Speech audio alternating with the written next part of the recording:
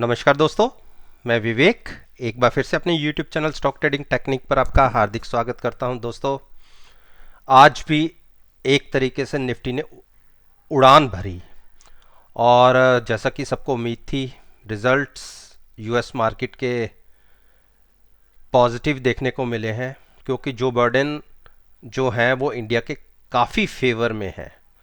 तो उसी का इम्पैक्ट आईटी सेक्टर में देखने को मिला और साथ साथ में फाइनेंशियल सेक्टर। और एक तरीके से निफ्टी ने एक बहुत बड़ी अप मूव दिखाई है। तो अब यहाँ से क्या बनता है, 10 तारीख की कैसी पॉसिबिलिटीज देखने को मिलेंगी, चलिए एक बार उसको एनालाइज करते हैं। देखिए, निफ्टी ने कई गैप्स बड़े बड़े फिल बनाए हैं। देखिए, नीचे 938 से लेके 12,040 तक का, और आज भी गैप अप ओपन हुए तकरीबन 273 से और 385, 100 पॉइंट का ये गैप है। और कल बिहार इलेक्शन के रिजल्ट्स भी आने हैं, तो हो सकता है छोटा सा इंपैक्ट वो भी देखने को मार्केट के ऊपर पड़े। तो कॉन्शियस होके, जैसे मैं हमेशा कहता आया हूं, बिल्कुल ट्रेडिंग व्यू लेना चाहिए। हम ऑल टाइम हाई के ऊपर क्लोज हुए हैं और इस टाइम जब ये मैं वीडियो रिकॉर्ड कर रहा हूं तो निफ्टी 12493 पर एक क्लोजिंग प्राइस दिखा रही है। तो बिल्कुल, क्योंकि मार्केट अपसाइड पर ही मूव दिखा रही है, एफआईएस मोटा बाइंग कर रहे हैं। लेकिन एक चीज़ का खास ध्यान रखिएगा, देखिए आरएसआई 73 74 हो चुकी है, तो कभी भी एक करेक्शन मार्केट में आ सकती है।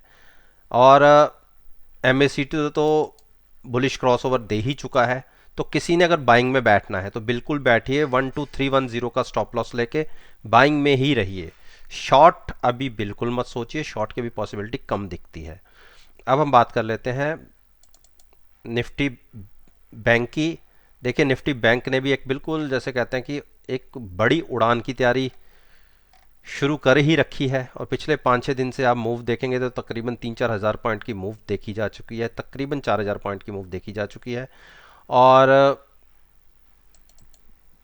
इसकी भी अगर आरएसआई देखें तो 77 के आसपास है, बुलिश क्रॉसओवर है, तो ट्रेंड पॉजिटिव है, अच्छा बढ़िया पॉजिटिव ट्रेंड है। लेकिन आरएसआई को नेग्लेक्ट करके हम ट्रेड नहीं ले सकते। तो बिल्कुल, अगर आप बाइंग भी करना चाहते हैं, ट्रेंड के साथ भी जाना चाहते हैं, तो आप विद ऑप्शंस बाइंग करके ही चलिए। ऑप्शन को हैज के तरीके से यूज कीजिए, केवल ऑप्शन बाय करके कोई पोजीशन लॉन्ग या शॉर्ट की मत लीजिए। तो किसी ने अपना कोई व्यू जनरेट भी करना है तो बिल्कुल पुट बाय करके तभी लॉट बाय कीजिएगा, जिससे अपनी आपकी पोजीशन हैज रहे। तो बाइंग ही सोचिएगा, या इतने हाई पे कोई नहीं खरीदना चाहता, साइडवेज होके बैठ सकता है, लेकिन शॉर्ट अभी मत क्रिएट करिएगा। शॉर्ट करेंगे जब एक रिवर्सल दिखेगा। अब हम रिलायंस की बात कर लेते हैं। निफ्टी इंडेक्स का अच्छा बड़ा शेयर है। आज देखिए, थोड़ा सा एक इसने ऊपर जाने के बाद एक क्लोजिंग नीचे की तरफ दी है, लेकिन अच्छी बात यह है कि अभी 9 दिन की मूविंग एवरेज के ऊपर की क्लोजिंग है, और sorry, volume weightage moving average के ऊपर की क्लोजिंग है। तो घबराने की जरूरत नहीं, जब तक 2000 के ऊपर प्राइस है तब तक आप बाइंग में ही रहिए। छोटा सा स्टॉप लॉस लेके 2035 का स्टॉप लॉस के साथ अगर हम पॉजिटिव ओपन होते हैं तो आप बाइंग में ही बैठिए। 20 या 2100 तक का एक टारगेट आपको देखने को मिल सकता है। हो सकता है यहाँ एक थके, उसके बाद हम जर्नी अपसाइड पर मूव करें, लेकिन बाइंग पर ही रहिए, शॉर्ट मत करिए। एचडीएफसी बैंक, देखिए मेरा 1340 का टारगेट भी हिट हो गया, जो मैंने आपके साथ मेंशन किया था। और अब यहाँ से क्या मूव बनती है, देखिए अब हम पास्ट परफॉर्मेंस के हिसाब से तो अपनी मूव आगे मैं ये लगा नहीं सकता, लेकिन मैं ये कहता हूँ कि जितनी जर्नी हमने पिछले, ये मान लीजिए 5 या 6 ट्रेडिंग सेशन में देखी है, ट्रेंड पॉजिटिव है। अब इतनी बड़ी जर्नी में फिलहाल तो उम्मीद नहीं कर रहा कि हम 100-200 पॉइंट और ऊपर चले जाएंगे। देखिए, क्योंकि 75 के आसपास आरएसआई है और एमएसीडी ने तो बुलिश क्रॉसओवर दिया हुआ है, लेकिन डीएमआई एक हमें इंडिकेशन दे रही है। देखिए, डीएमआई 40 और 45 के बीच में एक्सट्रीम पर होती है, तो ये 40 के आसपास पहुंच चुकी है। तो अब मुझे कुछ इसमें ज़्यादा पॉसिबिलिटी ऐसी लगती नहीं है कि हम इसमें और कोई बड़े हाइज दिखाएंगे। तो कॉन्शियस होके ही ट्रेड लीजिएगा। फ्रेश बाइंग तो मैं अवॉइड करूंगा। बाइंग करना चाहते हैं तो बिल्कुल आप ऑप्शंस के साथ लॉट बाय करके चल सकते हैं। मैं ये भी कभी नहीं रिकमेंड करूंगा कि केवल आप ऑप्शंस को बाय करके ही कोई आप लॉन्ग या शॉर्ट व्यू लें, क्योंकि प्रीमियम डिके हो जाता है और नुकसान मिल जाता है अगर 5-7 दिन स्टॉक यहीं घूमता रहेगा। तो बिल्कुल ट्रेंड पॉजिटिव है।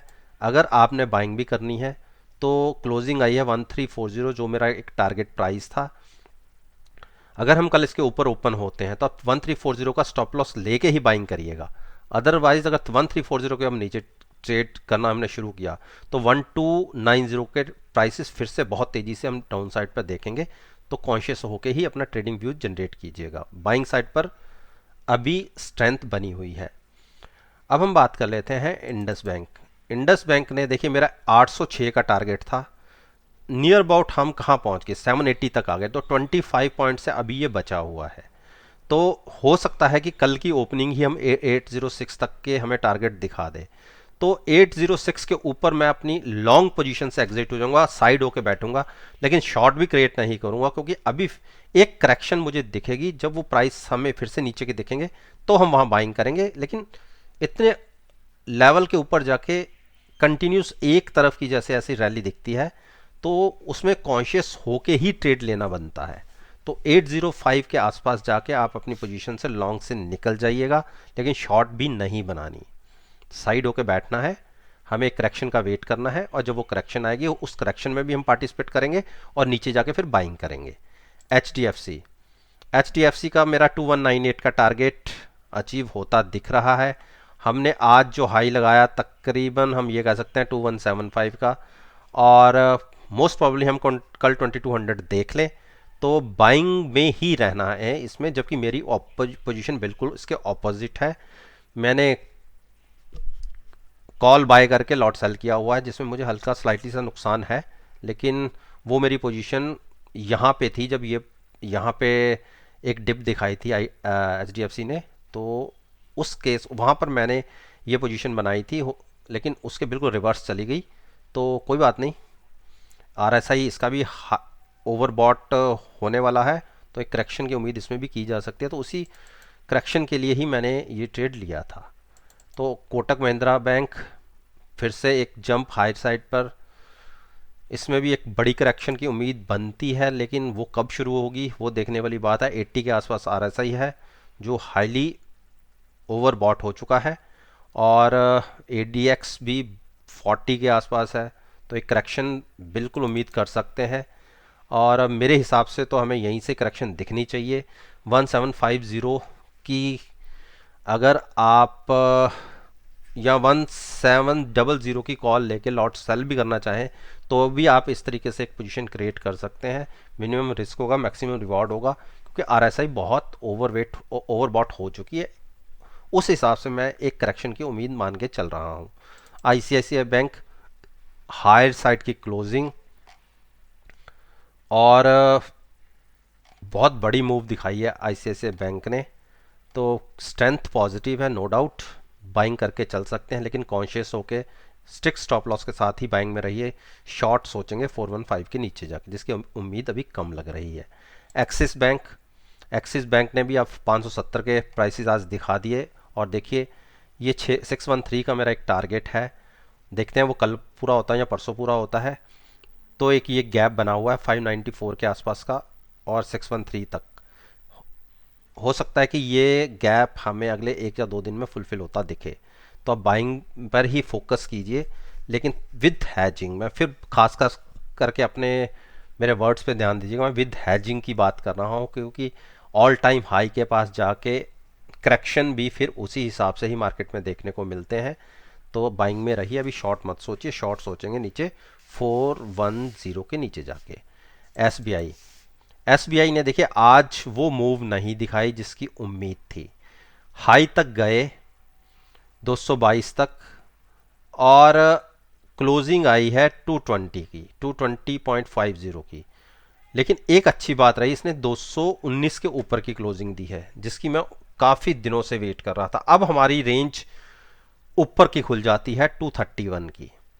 तो बिल्कुल 219 के स्टॉप लॉस के साथ कल अगर हम पॉजिटिव ओपन होते हैं 222, 24, 25 जितना भी, अगर आज की क्लोजिंग से ऊपर हो, तो आप 2-3 रुपए के नीचे का स्टॉप लॉस लेके बाइंग में बैठ सकते हैं। 231 के टारगेट्स होंगे, जो हमारे पिछला रिसेंटली हाई भी था। तो बाइंग में रहिए, अभी शॉर्ट की तरफ मत सोचिएगा। शॉर्ट सोचिएगा तो अगर 219 के नीचे की क्लोजिंग मिलती हुई दिखे। तो दोस्तों, ये वो स्टॉक्स थे जिनके ऊपर मैंने अपना ओपिनियन पहले भी आपके साथ शेयर करता हूं और कहता हूं कि आप नेक्स्ट ट्रेडिंग सेशन में मेरी वीडियो को मार्केट सेशन के साथ एनालाइज कीजिएगा और रिजल्ट्स आपको बहुत अच्छे देखने को मिलेंगे। वीडियो अच्छी लगी हो तो लाइक ज़रूर कीजिएगा और मेरे यूट्यूब चैनल को सब्सक्राइब कीजिए और बेल आइकन का बटन प्रेस कीजिए, करेंगे तो नोटिफिकेशन डायरेक्टली आप तक डिलीवर हो जाएंगी। तो इसी बात के साथ मैं आपसे विदा लेता हूँ और एक नई वीडियो के साथ फिर से आपके सामने आऊँगा। तब तक के लिए धन्यवाद। Take care and